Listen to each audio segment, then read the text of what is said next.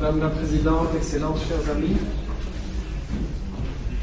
je souhaite m'inscrire dans la continuité de l'intervention de mon ami Jean Bricmont, que je partage entièrement, et apporter quelques éléments rapidement. Je m'excuse pour le style Telegram, ou aujourd'hui on dirait le style tweets, sur le lien entre la paix et la désinformation. Le monde est inquiet de voir de plus en plus de guerres. On nous avait promis un nouvel ordre mondial de paix et d'entente.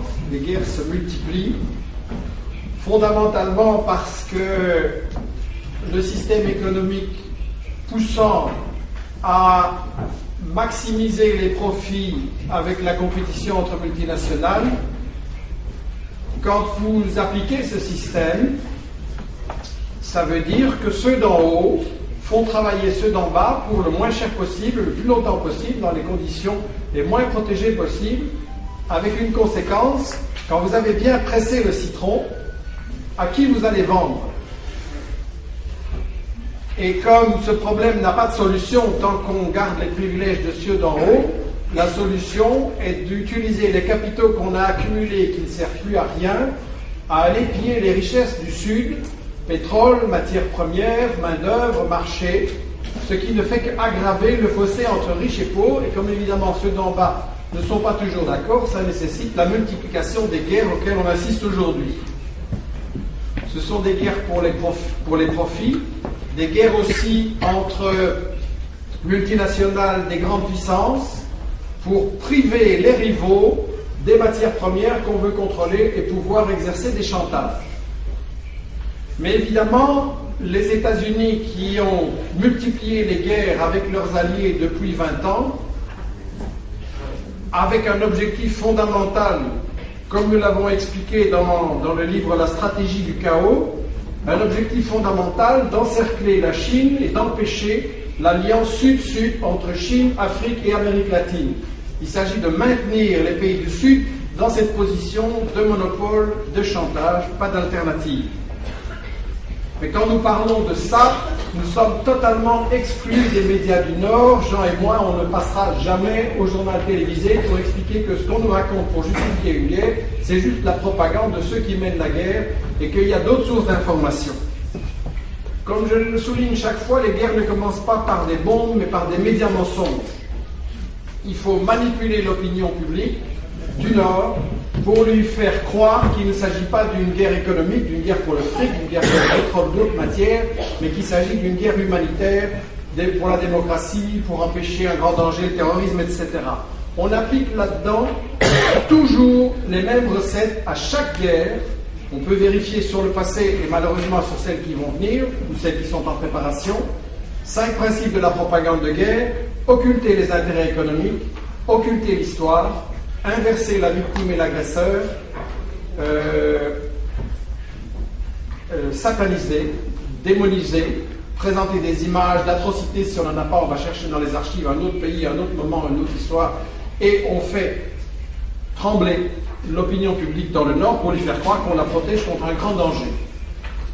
Et 5e grand principe de la propagande de guerre: monopoliser, empêcher le débat, empêcher les gens de voir qu'il y a, puisqu'il y a 2 intérêts dans un conflit, forcément il y a 2 points de vue. Que dirait-on d'un juge qui dirait à une partie « je vous écoute » et à l'autre « silence ». Et ça, c'est les médias du Nord. Bien. Ça n'est pas une surprise. Le problème n'est pas nouveau. Nous vivons au Nord dans un système des médias qui n'a rien de démocratique. Dans cette organisation, McBride avait déjà posé le problème il y a 40 ans. Le système des médias est un système étroitement lié aux multinationales pour faire accepter les politiques de ces multinationales, la pauvreté qui en est la conséquence et la guerre qui en est la conséquence aussi. Quand on voit qui informe dans le Nord, M. Lagardère, par exemple, le plus grand monopole médiatique français, contrôle des télévisions, des radios comme Europe 1, toute une série de quotidiens, des magazines, Paris Match, Marie-Claire, Entrevue, Parents, Télé 7 jours, longue liste. Pratiquement la moitié des maisons d'édition en France, y compris, achètent les manuels scolaires des enfants, des distributeurs comme Brillet que vous voyez dans les aéroports et les gares, et tout ça. Donc c'est un empire de presse et de manipulation, parce qu'en même temps, M. Lagardère est le principal marchand d'armes et d'armement en France et en Europe. Eurocopter, Eurofighter, les drones fabriqués avec Israël. Et donc ces gens-là nous informent. Comment est-ce qu'on peut imaginer qu'ils vont nous informer sur des guerres dont ils tirent leurs bénéfices et leurs profits? On a en France aussi le fait que l'information est monopolisée par 3 familles, Lagardère, Bouygues avec TF1, Dassault avec le Figaro, tous des gens qui collaborent avec Israël, qui lui fournissent des armements ou les moyens de sa colonisation. Donc on se trouve devant un système de médias intégré dans une machine de guerre, dans une machine de multinationale. La guerre est clairement aussi une guerre de l'information. Et il me semble que, sans être un spécialiste de l'UNESCO, une tâche en tout cas fondamentale serait d'apporter une éducation aux médias. C'est pas parce qu'on a vu des images à la télé que c'est vrai. Et apprendre depuis l'âge le plus jeune à vraiment réfléchir de manière critique sur les images qu'on voit à la télévision et confronter les points de vue essentiellement. Et là, on se trouve devant une lutte contre le maintien d'une mentalité coloniale et d'une arrogance coloniale qui est frappante dans les médias et chez les intellectuels européens, en tout cas ceux qui passent à la télévision. Et ça a été bien exprimé par l'écrivain français Régis Debray. Parlant de ces intellectuels et médias européens, on a enlevé le casque, mais la tête chez nous reste coloniale. Le monde doit nous ressembler, à défaut de quoi il sera déclaré arriéré ou sauvage. Si vous n'êtes pas suisse, si vous n'avez pas pillé la planète, pardon pour les Suisses, si vous n'êtes pas suisse, si vous n'avez pas pillé la planète pendant 5 siècles, si vous n'avez pas été alphabétisé, industrialisé, étatisé à la même époque que nous, vous relevez de la barbarie. Fin de citation. Comment est-il possible que les guerres se décident dans le Nord par 1% de la population, ceux à qui ça profite, contre les intérêts en fait des 99%, parce que les travailleurs n'ont pas intérêt à payer avec leurs impôts des bombes qui vont aller faire des victimes innocentes, et le monde sera encore plus instable après, et on mettra tous les gens en concurrence. Et si on empêche les pays du Sud de se développer, ça veut dire qu'évidemment on aura une émigration, et on dira, comme certaines forces dans ce pays, que les immigrés sont la cause de tout, alors qu'en réalité on fait soigneusement venir une immigration pour baisser les conditions de travail, pour baisser les salaires. Et donc le problème, c'est que les travailleurs du Nord votent et approuvent des guerres qui sont contre leurs intérêts. La seule explication possible de cette tricherie, c'est la manipulation médiatique, justement. On leur fait peur, on leur fait croire un danger, on cache les intérêts, on cache l'histoire et on monopolise l'information. La question qui nous préoccupe tous maintenant, c'est comment résister. C'était déjà le problème posé par McBride à cette époque, et à ce sujet, je tiens à féliciter l'UNESCO d'avoir soutenu les Palestiniens et aider à rétablir leurs droits, et en même temps, ça veut dire que cette affaire illustre une contradiction terrible entre la volonté de libération et la volonté d'hégémonie.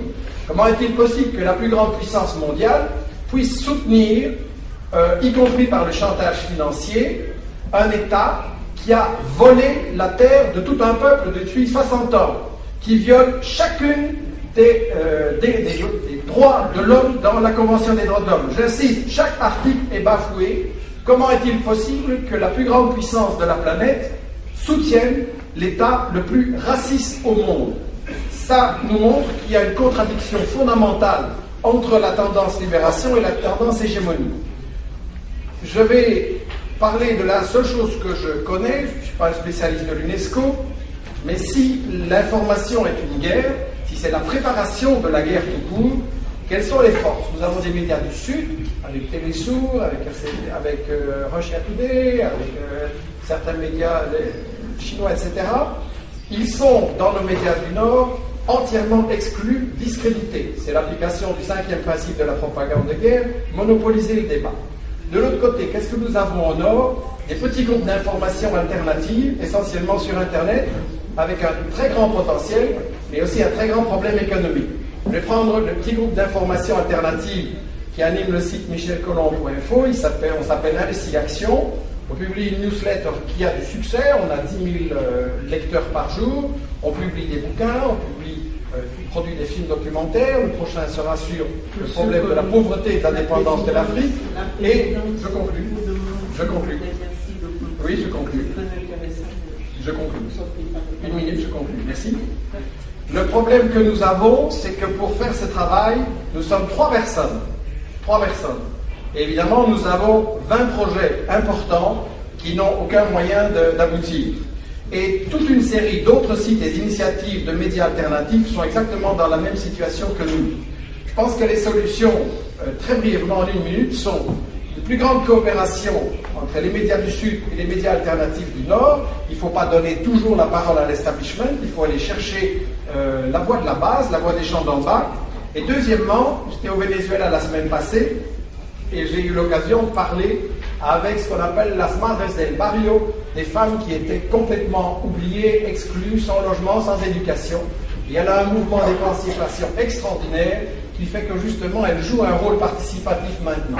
Mon rêve, c'est que ces femmes et toutes les masses populaires qu'il y a dans les pays du Sud puissent intervenir sur Internet, qui est un média où là on peut se battre contre le monopole de l'information, et qu'elles puissent parler directement, par les mails, par les chats, par Skype, par toutes sortes de moyens, aux gens du Nord pour leur dire les guerres qu'on fait ou qu'on prépare contre les gens du Sud, c'est aussi contre toi.